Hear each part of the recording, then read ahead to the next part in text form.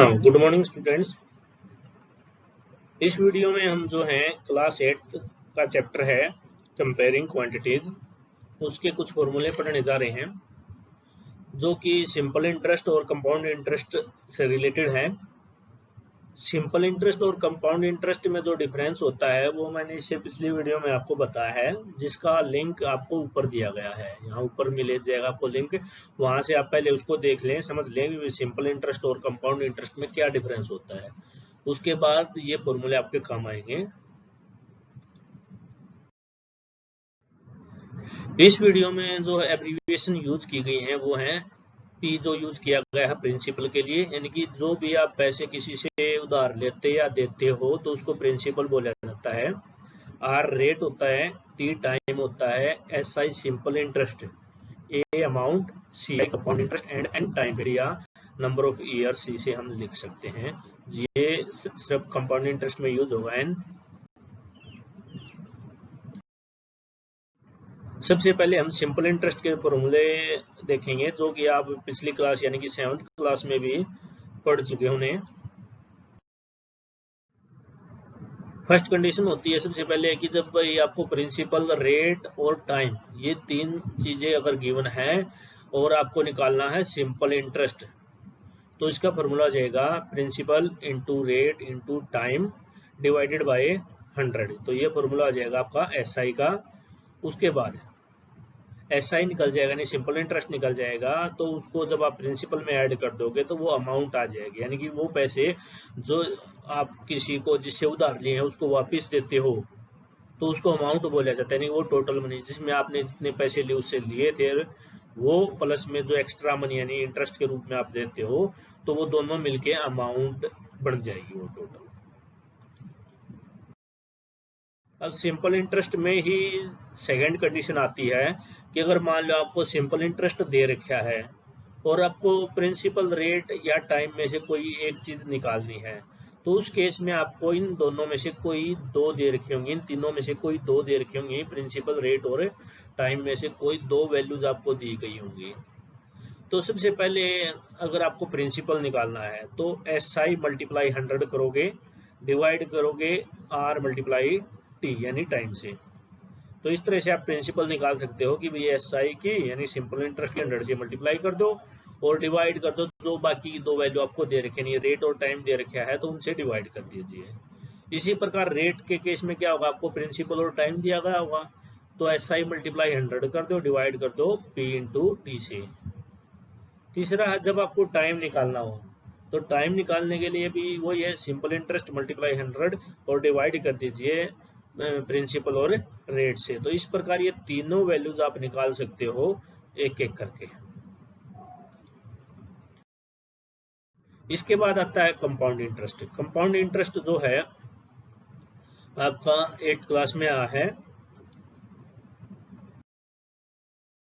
इसमें जो है प्रिंसिपल दिया गया होता है, रेट दिया गया होता है और टाइम, ये तीनों चीज गिवन होती हैं। आपको निकालना है कंपाउंड इंटरेस्ट, कैलकुलेट करना है, तो इसमें हम डायरेक्ट कंपाउंड इंटरेस्ट जो है वो कैलकुलेट नहीं करते, हम इसमें अमाउंट कैलकुलेट करते हैं। जैसे सिंपल इंटरेस्ट में आप इंटरेस्ट कैलकुलेट करते थे, लेकिन यहाँ पर हम डायरेक्ट अमाउंट को ही कैलकुलेट करेंगे। सिंपल यानी अगर इंटरेस्ट चाहिए तो वो बाद में कैलकुलेट कर सकते हैं।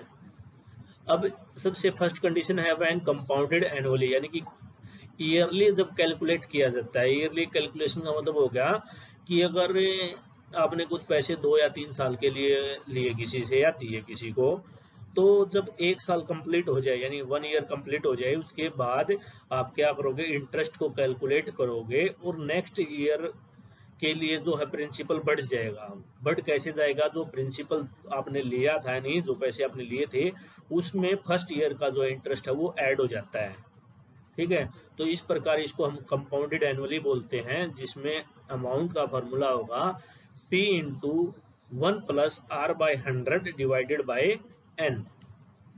ये हो जाएगा जब कंपाउंडेड हाफ ईयरली है। कंपाउंडेड हाफ ईयरली का मतलब आप समझ चुके होंगे कि जैसे इसमें एनुअली था, इसमें हाफ ईयरली है, तो इसमें जो कैलकुलेशन होगी वो आफ्टर एवरी 6 मंथ होगी, यानी हर एक 6 मंथ के बाद इंटरेस्ट कैलकुलेट होगा और वो प्रिंसिपल में ऐड होगा, एक नया प्रिंसिपल बन जाएगा नेक्स्ट 6 मंथ के लिए। तो इसमें क्या हो जाएगा formula, a equal to P into 1 plus R by 200 raise to power 2n। अभी देखो यहाँ पर कुछ चेंज क्या आया है कि यहाँ पर r बाई 200 हो गया। ये ऐसा क्यों हुआ, क्योंकि रेट आपको ज्यादातर दिया गया होगा क्या, पर एनम के अकॉर्डिंग। पर एनम में दिया गया होगा तो आपको कैलकुलेट करना है 6 मंथ का, तो रेट हाफ करना पड़ेगा, तो r बाई 200 हो जाएगा, ठीक है। लेकिन अगर आपको वो हाफ ईयरली ही दे रखा है, हाफ ईयरली दे रखा है लेकिन दिया नहीं मिलता, वो बहुत ही कम चांस होंगे जब आपको दिया गया हो, ठीक है। वो पर एनम में ही दिया होता है, तब आपको चेंज करने की जरूरत नहीं है, तब आप डायरेक्ट r बाई 100 यहाँ लिख सकते हो। पावर हो जाएगा 2n, n mean number of years, यानी कि जैसे एक साल में 2 हाफ ईयर हो गए, तो n की मल्टीप्लाई 2 से करते हो तो नंबर ऑफ हाफ ईयर्स आ जाएंगे यहाँ पर पावर की फॉर्म में।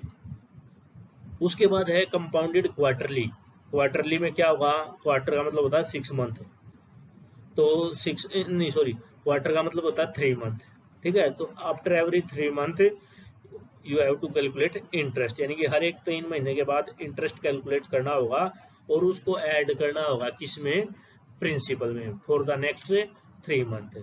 तब हम क्या करेंगे, रेट जो है वो 1/4 हो जाएगी, तो r बाई 400 हो जाएगा और पावर जो है वो 4n के इक्वल हो जाएगी, यानी कि a equal to p into 1 plus r by 400 raise to power 4n। तो इस तरह से 3 जो है फॉर्मूले आपके अलग अलग कंडीशन है, तीनों ही अमाउंट निकालने के फॉर्मूले हैं, ये आप यहाँ से याद कर सकते हैं।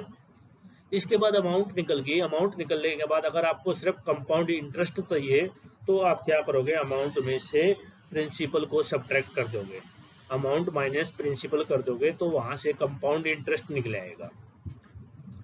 अब कुछ एक क्वेश्चन आते हैं आपके इसी एक्सरसाइज में, जहां पर आपका क्या होगा कि कोई ऐसी चीज गिवन होगी, मान लो आपके पास कोई व्हीकल है, उसका रेट डिप्रिशिएट होगा, यानी कि कम होता जा रहा है। अब मान लो आपने कोई नई गाड़ी परचेज की, अब उसकी कॉस्ट ज्यादा है, यानी कीमत ज्यादा है उसकी, उसके बाद हर साल उसकी कुछ ना कुछ कीमत कम होती जाएगी, जैसे कि जैसे वो पुरानी होती जाएगी। तो इसी फॉर्मूले का आप इसमें यूज कर सकते हो।